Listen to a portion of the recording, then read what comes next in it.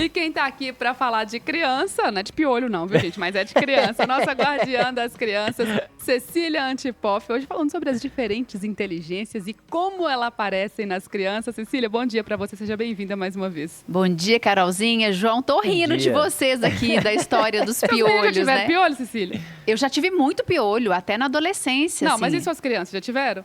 Nunca tiveram. Olha pra você ver, tá vendo, Nunca João? tiveram. Sumiu, o piolho deu uma sumida. Sumiu nada, tô Não, falando mas na que chegou escola, agora, na escola na do escola meu sempre filho. aparece os bilhetes de piolho também, mas nunca tiveram, graças a Deus. Escapou, Tá vendo? Cecília. Tá vendo? Cecília tá escapando, é porque ela conversa com os piolhos também, João. Só Fala, fazer olha, sai daí, não é um bom lugar. Não vem nessa cabeça. Sabe outra coisa que sumiu? Rapidinho, né? Olha pra você ver, a gente vai, tá igual o Nenel, né? Vai devagando. É bicho de pé.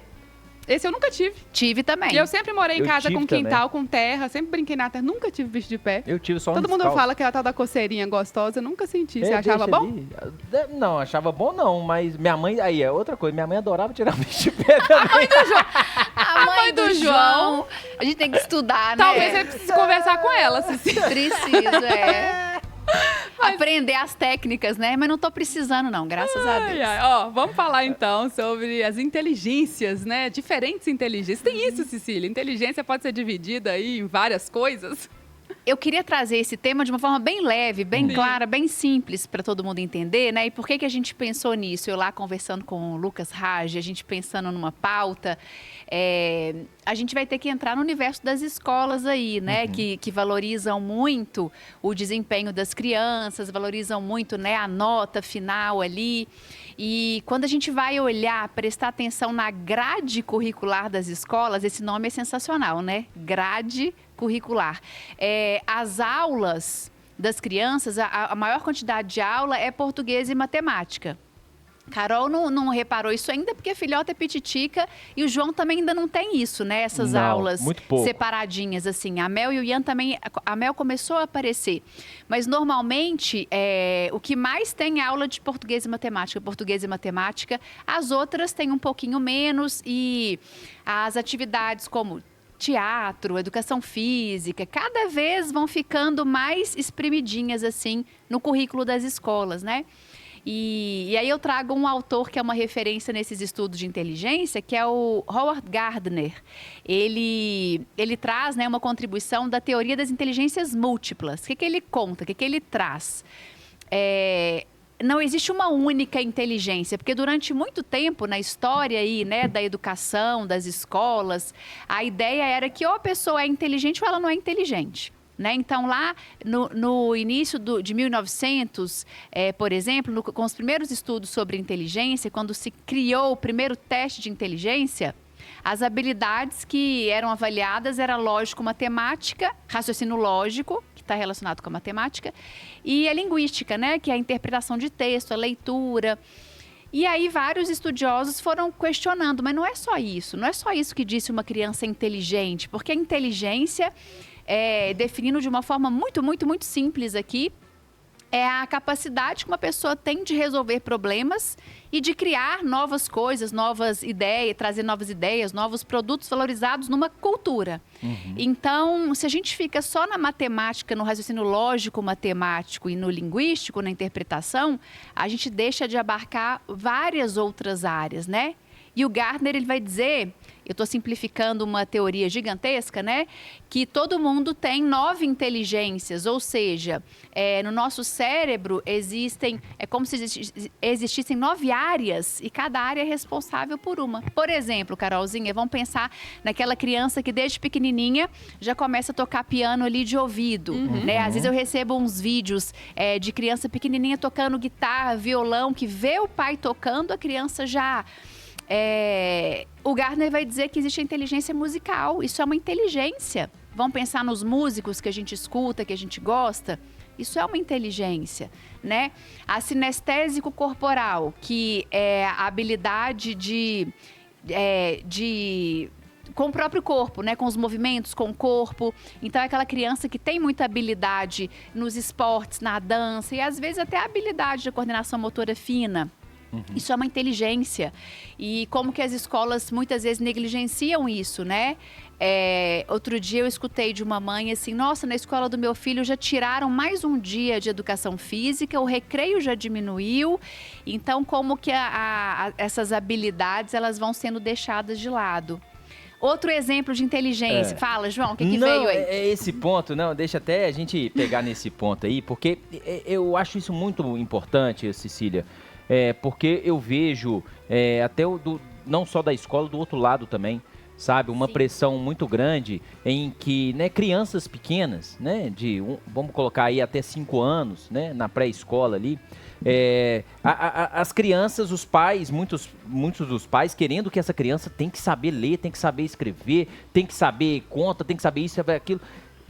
E não deixam de preocupar com exatamente isso, com a experiência dentro da escola, né, da vivência que tem entre as crianças, o brincar, né, que é muito importante exatamente para essas habilidades, acredito eu, né, e eu ouço muito dos professores, né, na escola do meu filho, valoriza isso, né, não é aquela coisa assim, não, o menino tem que saber ler, tem que saber escrever, não, isso aí você pode fazer até em casa ali, com a criança, aquele momento ali entre os pais e os filhos, para ter também essa experiência de ler e escrever, mas na escola é o lugar também da convivência e também para demonstrar essa inteligência. Falta um pouco isso também? Tá tendo essa pressão dos pais também em relação a isso? É uma pressão que ela é social e ela é cultural, né, João? Essa ideia equivocada aí da produtividade, do desempenho e essa ideia de que a nota no boletim, o resultado na leitura e na escrita. O que acontece? A leitura e a escrita e a habilidade matemática, elas são super importantes mesmo, né, na nossa cultura. Mas elas tomam uma dimensão para além, né? E as pessoas começam a esquecer isso. Esquecer do outro lado. E o que é muito comum acontecer, João, assim, a criança ela tem uma potência ali no esporte, ou na música, ou nas artes, né? Nas artes plásticas, ali no desenho, na perspectiva, que tem a ver com a inteligência espacial, né? Tem criança que senta ali para desenhar, você fala, gente, isso aqui foi... quem que desenha? Uma criança, às vezes, de 5, 6 anos, com uma habilidade, né? Na perspectiva ali. E aqui que é muito comum acontecer. Essa é a potência da criança, é a inteligência que é mais aflorada, porque temos todas as crianças têm todas. Aí ela começa a não ir tão bem em português ou matemática, aí a mãe e o pai fazem o quê no tempo dessa criança pós-escola? Ao invés de estimular aquela habilidade que ela é potente, eu vou colocar no esporte porque ele é bom, porque é ali que ele se sente feliz, realizado. Eu vou incentivar nas artes, uma aula de aquarela ou aula de música. Não, aí a criança sai da escola e vai para aula particular de inglês, de português, de matemática, 3, 4 vezes por semana, tira-se o esporte, a criança fica o tempo todo sendo estimulada naquilo que ela não é tão boa. Não tenho nada contra a aula particular, não é sobre isso, né? Agora é só para a gente ficar atento, colocar no radar que... Deixa eu observar meu filho, qual é a potência que ele traz? A inteligência está muito relacionada com interesse. Meu filho se interessa pelo quê? Ih, Cecília, só pela tela, pelo jogo. Não, vão tirar a tela e o jogo e deixar a criança demonstrar a que ela veio, do que ela gosta. Seu olhinho tá brilhando aí, João. Você tá lembrando de quem? Dos meus filhos, eu né? sei que tá. Não tem jeito. Lá em casa eu tenho um que assim, é fascinado com o esporte, com o futebol principalmente. E, né, o Arthur. E a Estelinha. A Estelinha, ela é muito musical. Gosta muito de dançar. E o impressionante é como ela tem uma memória de ouvir uma música, ela sabe cantar a música inteira. É impressionante isso. Quando ela não compõe a própria música. Quando não compõe, exatamente. As novas composições de Estela. E é muito bacana isso. A gente prestar atenção exatamente do que você está falando, Cecília. E aí, eu ia até te perguntar, né? E aí eu parei porque eu fiquei aqui pensando nos meus filhos. Exatamente como a gente pode... dar mais valor a essa inteligência dessa criança e ajudá-la também a desenvolver. Você até falou assim, tem que deixá-los fazer, como se fosse, entre aspas, um treino. Mas aí me veio na cabeça, tem aqueles pais que falam assim, meu filho não sabe fazer nada, meu filho não gosta de nada. falta um olhar diferenciado dessa pessoa, uma vivência maior? Falta uma intimidade maior aí, né, João? Dessa mãe, desse pai com esse filho, porque as crianças, elas nos mostram o tempo todo o interesse dela. Isso que você traz da Estelinha, ela inventa muita música, tem a ver com a inteligência musical e com a inteligência linguística também, da palavra, né, de inventar ali a fala. Como que a gente estimula isso, João? Não necessariamente eu tenho que colocar o meu filho numa aula tá? Mas é importante eu abrir espaço e tempo para ele experienciar, vivenciar isso. Eu compartilhei no meu Instagram ontem um vídeo do Ziraldo, uma menininha, uma criança entrevistando ele, uma menininha. Ziraldo, em quem você se inspirou para criar a história do menino maluquinho? E aí o Ziraldo responde, em mim mesmo. Eu era essa criança, eu desenhava o tempo todo na parede da minha casa, na mesa, e o meu pai e minha mãe... Isso para eles não era uma questão. Eu tinha essa liberdade e como para mim foi importante. Isso o Ziraldo falando. Não estou dizendo que todo mundo tem que deixar a criança rabiscar todas as paredes, não, mas a mensagem ela é muito potente, né? Se eu identifico que o Ian tem essa habilidade, essa inteligência sinestésico corporal, que a Mel tem essa inteligência intrapessoal, que é de olhar para dentro e criar algo, espacial, do desenho, e o Ian tem inteligência interpessoal, da conexão com o outro, eu vou abrir espaço para ele interagir mais, para ele se movimentar, para ele testar os movimentos dele. Não tenho que colocar em aulas. A aula específica pode ajudar? Pode, maravilhoso. Mas eu abrir espaço. Eu estou abrindo espaço para o meu filho até me mostrar quais são as habilidades dele, os interesses. Porque quando uma mãe e um pai falam isso, João, meu filho não gosta de nada, não sei. Tá faltando olhar, tá faltando intimidade, tempo livre, para até ver a criança ociosa, à toa, entediada, porque é no tédio que ela vai mostrar muitas vezes. E eu trouxe isso porque eu já ouvi de várias pessoas, né? Uma, duas, não. Né? A gente vê até principalmente de crianças um pouco maiores, né? Não as crianças menores, não, mas as crianças um pouquinho mais velhas, muitos pais falam isso. Eu fico triste porque é exatamente isso.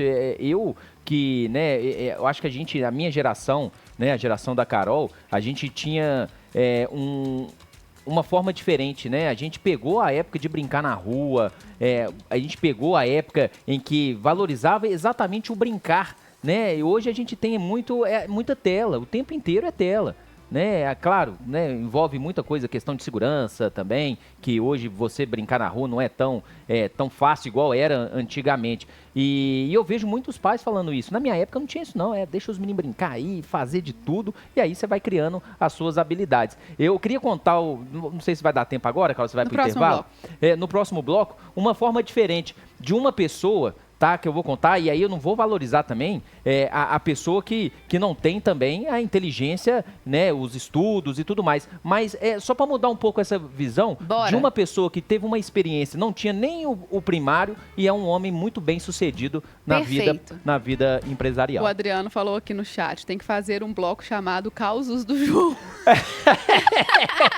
Vamos pensar nessa ideia aí. Nossa guardiã das crianças, Cecília Antipoff, está aqui falando sobre a inteligência das crianças. João prometeu um caso. João, rapidão, vamos lá. Rapidaço, Carol, Resume. olha só.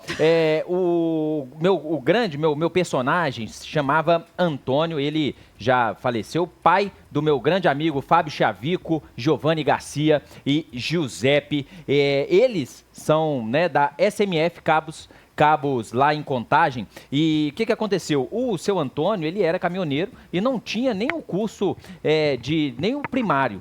E ele acabou criando essa empresa que é um sucesso. É um sucesso com a experiência de vida, né? Pegando ali, ele deu uma palestra uma vez que deu R$1 para todo mundo que estava na palestra de estudantes. Pessoal, você pega esse aqui, ó, R$1, você vai comprar um produto.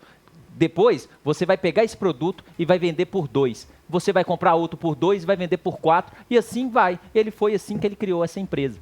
E ele deu, nesse dia, ele deu um martelo para cada um, falou assim, e o martelo é para você fechar o negócio. Olha só, ó, pra você ver como é que o cara é inteligente. Carol, deixa eu trazer participações aqui. Querido Bruno, o Bruno falando o seguinte aqui, ó. Eu tenho um casal aqui com inteligência de políticos. Tem o Vitor, de 8 anos, que é mestre em enganação. Já a Bela, de 2, conversa com todo mundo e com todos. Eita! Tá, isso é inteligência também?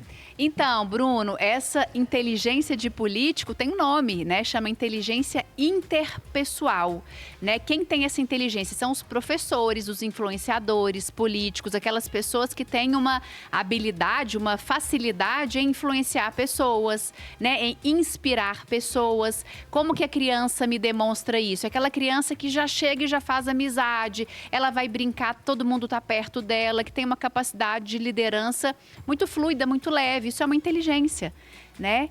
E fala, Carolzinha. E aí fiquei curiosa pra gente terminar de mapear essas inteligências, porque muita gente, às vezes o João até falou aqui, muitos pais às vezes falam, meu filho não é bom em nada, e às vezes ele é muito bom em alguma coisa, mas você não reconhece aquilo como uma dessas inteligências. Então ter essa informação também é ter um olhar mais atento para aquela criança, né? Sim, então vamos lá, Carol, acho que é super importante também. Tem a inteligência musical, que está relacionada à habilidade não só com instrumentos musicais, mas com a música, com o ritmo. Inteligência sinestésico-corporal é a habilidade que eu tenho com o meu corpo, de através do meu corpo apresentar algo em relação à dança, esporte. Vão pensar no adulto com essa inteligência, é o cirurgião plástico também, que tem uma habilidade corporal ali, né? Inteligência espacial tem a ver com a perspectiva do desenho, aquela criança que apresenta desenhos muito bem elaborados, aquela capacidade de localização. A Mel, uma vez, com 3 anos, o avô foi levá-la para a escola, ele não sabia o caminho, ele errou, ela, não, vovô, tá errado, você tem que virar ali, depois ali, depois ali. Isso é uma inteligência, né? Tem a inteligência naturalista, que é aquela facilidade e habilidade no trato com animais, com plantas, né? Isso é uma inteligência. Esse entendimento e essa facilidade no trato. Inteligência intrapessoal, sou eu comigo mesma. Então, às vezes ali, a criança quietinha, ela é mais introvertida, mas ela cria algo, ela faz desenho, é uma música, é uma pintura, ela cria algo a partir do universo interno dela. A interpessoal, que é essa de político aí, né, de habilidade com os outros, e que é muito importante, né, uma pessoa ter habilidade com as outras pessoas. Quantas que eu falei, Carol? Vixe, agora eu já perdi a conta. Já foi acho que são essas que me veio aqui. E qual que é o convite, na verdade? Fazendo um gancho com a história que o João contou do seu Antônio. Inteligência não necessariamente está relacionado com escolarização, né? A escola estruturada ali, a escola, a faculdade, são espaços de aprendizagem, de estímulos importantíssimos, mas não significa que só é inteligente quem frequentou a escola, só é inteligente quem fez faculdade. Conheço várias pessoas hoje, adultos, empreendedores, super bem de vida, realizados, felizes, que largaram a escola no meio do caminho, não fizeram faculdade. Não estou levantando a bandeira para que todos façam isso, mas cada um tem uma história, cada um tem a sua potência. E é para a gente olhar para as crianças com um pouco mais de abertura para o que elas trazem, não o que a gente gostaria. Tá aí, é aquela questão da expectativa e do olhar para o que a criança mais uma vez, né, Carol? A gente sempre vai cair nesse lugar. Mas a gente se olhar também como essa pessoa que está ali para identificar aquilo que a criança é e não aquilo que a gente gostaria que a criança fosse. Porque tudo acho que passa pela expectativa, a gente fica, meu filho tem que ser bom nisso, tem que ser bom aquilo. E às vezes ele é bom em tantas outras coisas, mas a gente está com os olhos fechados para aquilo, né? Acho que o grande ponto de reflexão é esse, vale para todo mundo, inclusive com outras pessoas aí, que não somente as crianças.